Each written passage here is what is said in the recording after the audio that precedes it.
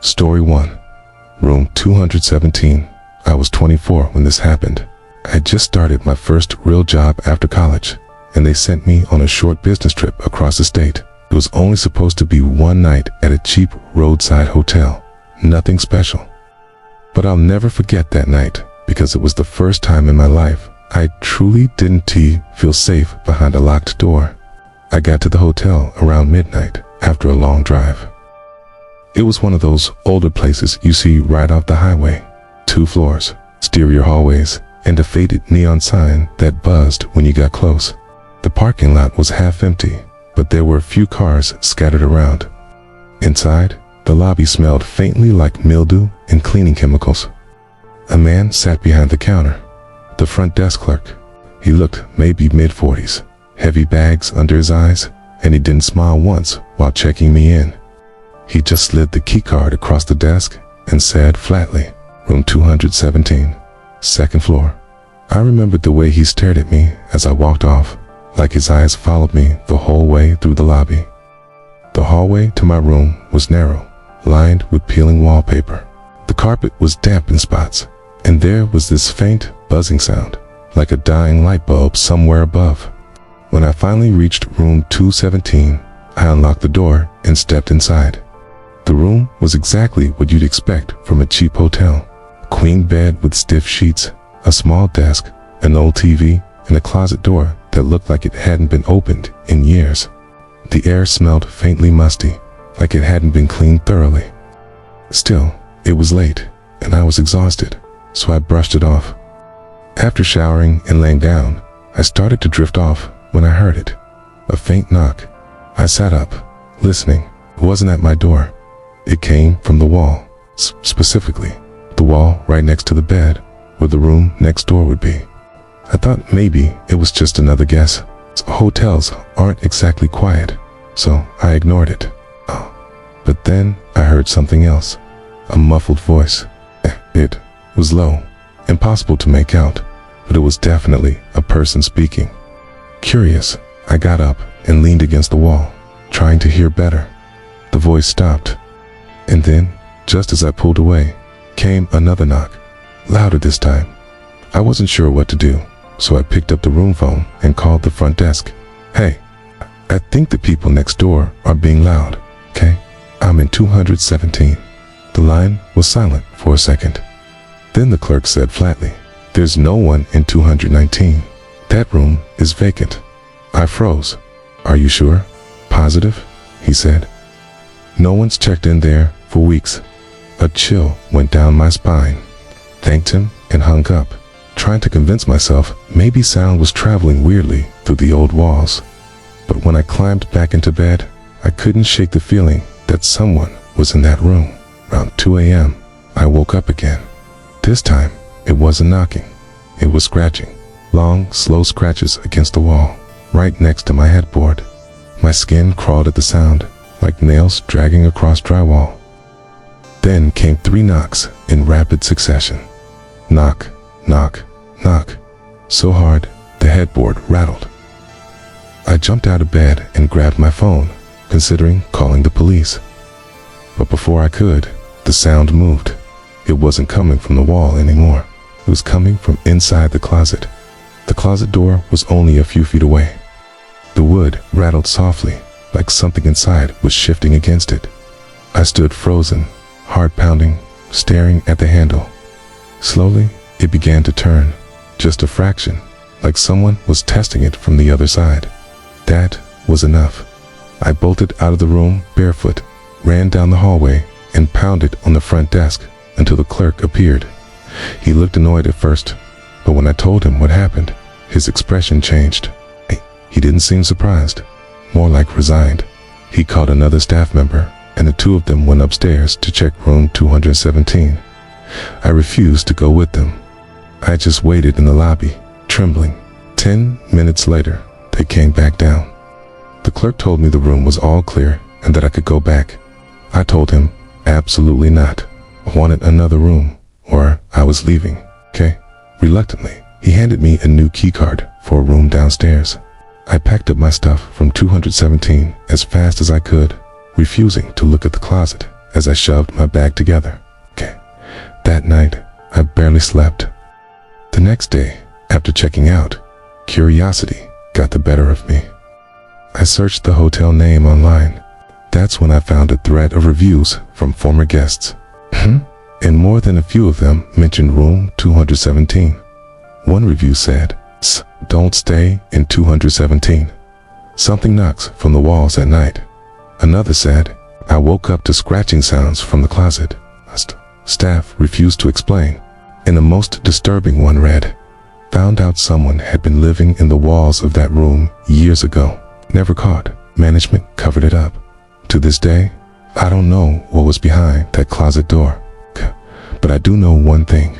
I'll never stay in another cheap roadside hotel again."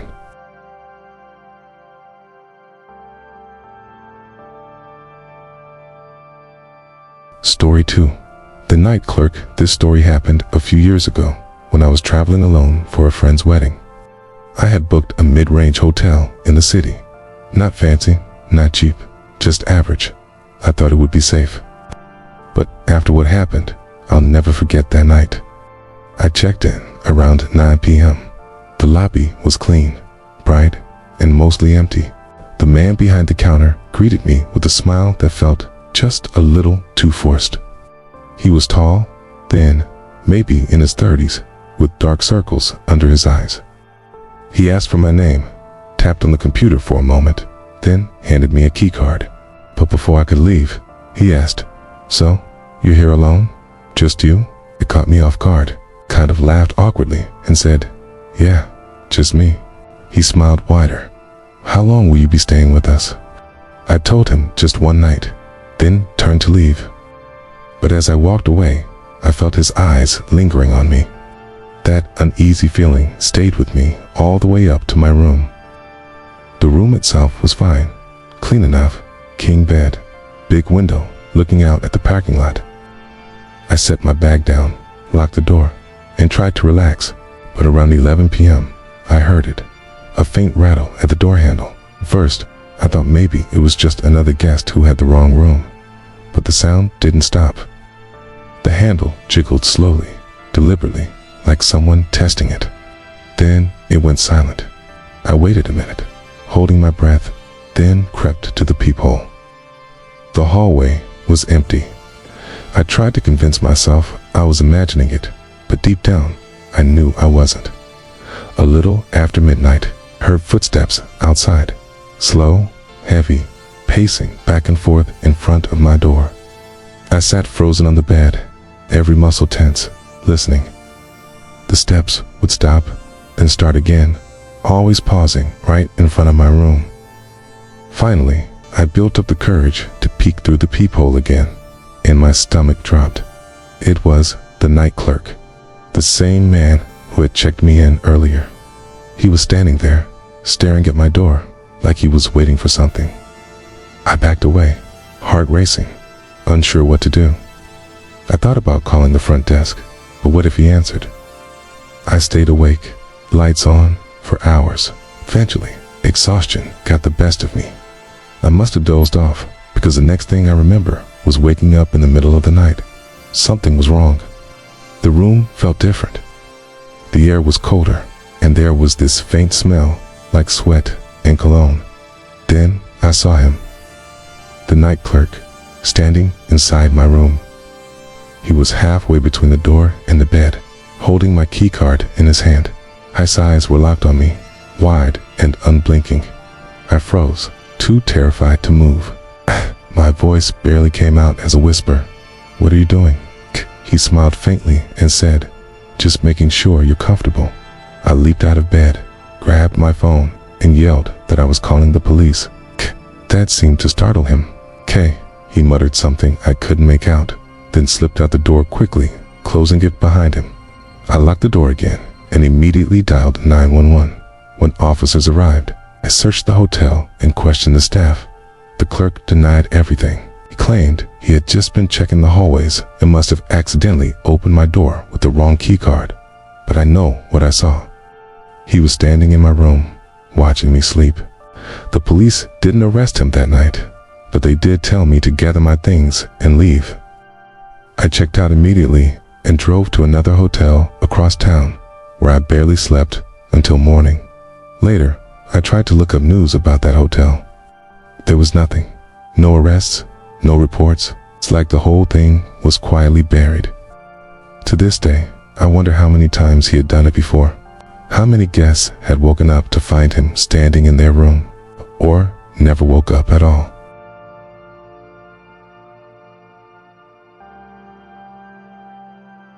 Story 3. The hidden camera. This story happened to me and my best friend last summer. We decided to take a cheap road trip vacation. Money was tight, so we booked budget hotels along the way. For the first few nights, everything went fine. But on the third night, we checked into a hotel that seemed off. It wasn't dirty, exactly, but there was something about it that felt wrong. The front desk manager barely looked at us, just slid our key cards across the counter. The hallways were dim with flickering lights, and when we got to our room, the air felt stale, almost suffocating. Still, it was late, and we were too tired to argue. At first glance, the room looked normal. 2 beds, a small bathroom, an old flat-screen TV mounted to the wall. We tossed our bags down and turned on the AC. But about an hour later, while unpacking, my friend froze. "Dude," he said. "Look at that." He was pointing to the smoke detector above the bed. A faint red light was blinking from it. At first, I shrugged it off. It's probably just a sensor or something. But he shook his head. "No, man, it's a camera." I got up on the chair and leaned close. Sure enough, behind the tiny mesh of the smoke detector was a small lens, and it wasn't the only one. We started searching the room, and the more we looked, the worse it got. There was another lens hidden in the alarm clock on the nightstand, another in the vent above the bathroom. Even the TV had a tiny hole drilled just beneath the frame. Everywhere we looked, there were cameras, watching, recording. My stomach turned. The realization hit hard. Someone had been watching us since we walked in. We immediately covered the cameras with towels and clothing, but the feeling of being watched wouldn't go away. My friend said we should confront the front desk against my better judgment. I agreed. We stormed downstairs and slammed the alarm clock onto the counter. "What the hell is this?" my friend demanded. The manager barely flinched. He just shook his head and said calmly, "That's impossible. We don't use surveillance in guest rooms." "Then explain this," I snapped, pointing at the hidden lens. He glanced at it once, then smiled faintly. "You boys must be mistaken." And then something happened that made my blood run cold. The alarm clock in my friend S. hand, the one with the hidden camera, suddenly emitted a faint whir. Its lens inside shifted, slowly turning until it was pointing directly up at us. We both dropped it like it was on fire. The manager just stared at us, expressionless, as if he'd seen it all before. We didn't argue. We didn't grab our bags. We just ran out the front doors, into the parking lot, into our car. We sped off into the night, hearts pounding, too terrified to even think about what we left behind. The next day, from the safety of another hotel, we searched online for that place. Buried in the reviews, we found comments from other guests saying the same thing. "Be careful." Found cameras in the vents. Noticed strange blinking lights. Management denied everything. Pretty sure I was recorded without my knowledge, but the hotel was still open, still taking bookings. A week later, my friend sent me a link to a shady website. On it were countless hidden videos from hotel rooms all over the country. These were clearly from the exact same chain we had stayed in. We never checked that site again. And we never booked a budget hotel again either. Because now, whenever I step into a new room, I can't help but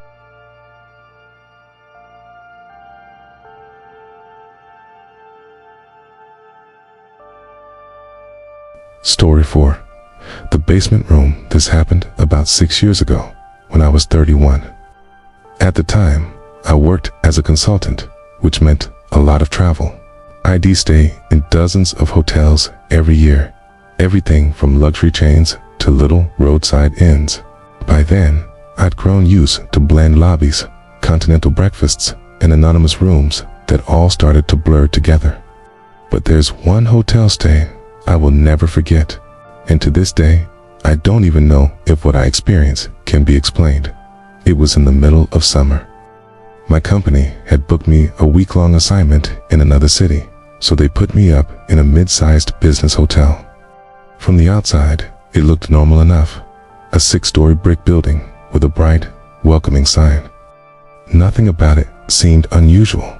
The lobby was polished, but dated, with fake plants in the corners and a stale, cycled air that smelled faintly of lemon cleaner. At the check-in desk, a man in a suit was typing on the computer. He barely looked up when I gave him my name. After a few seconds, he frowned at the monitor. "The room you booked is under renovation," he said. "We'll put you in a different one." He tapped a few more keys, then slid a key card across the counter toward me. "Room 003, lower level."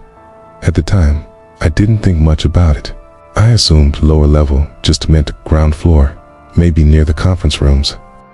I was tired from traveling and just wanted to sleep. I wheeled my suitcase over to the elevators. The panel inside had buttons labeled 1 through 6, and then a single, small, unlit button beneath them. It had no number, no label, just a faint outline where years of pressing had worn down the plastic. I swiped my card against the reader. Okay? To my surprise, the bottom button lit up with a dull orange glow. Okay? The elevator jerked slightly, then began descending.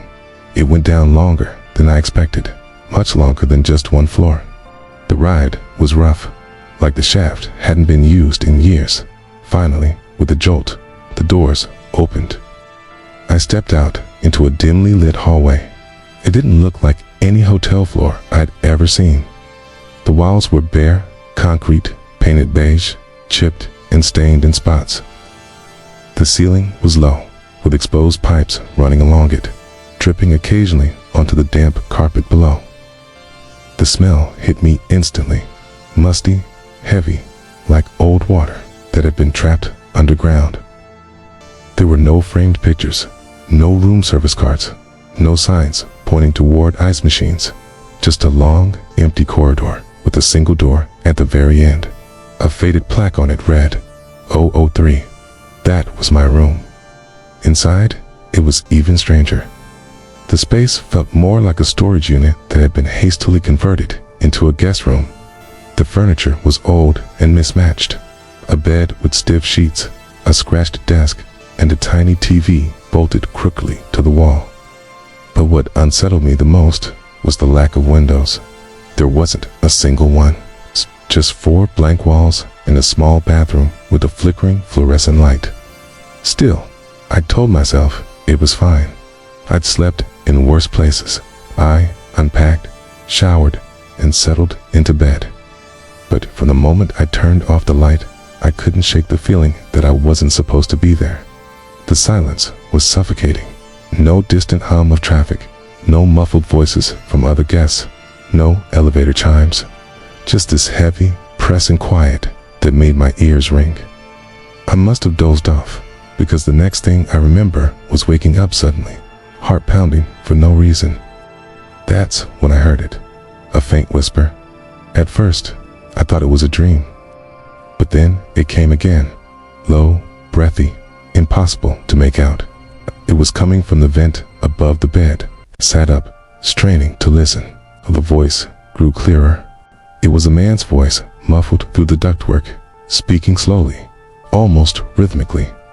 And then, I swear, I heard my own name. I froze. My name, whispered in that low, raspy voice, echoing through the vent. I scrambled out of bed, staring up at the grate. The whispering stopped instantly. The silence returned, heavier than ever.